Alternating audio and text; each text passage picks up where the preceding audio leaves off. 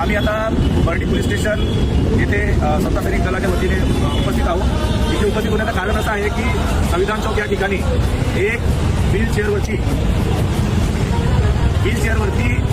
असणारा एक व्यक्ती तिथे सतत फिरत असते। त्या व्यक्तीचे सोशल मीडियावरती इंस्टाग्रामवरती 3-4 व्हिडिओ आम्ही समाज माध्यमामध्ये बघितले।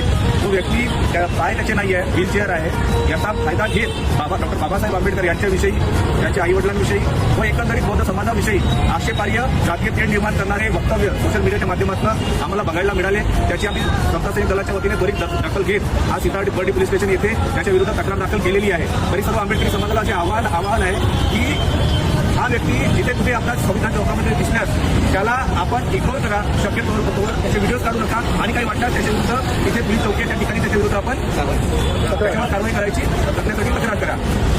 धन्यवाद। डॉक्टर बाबासाहेब आंबेडकरांचा जय असो।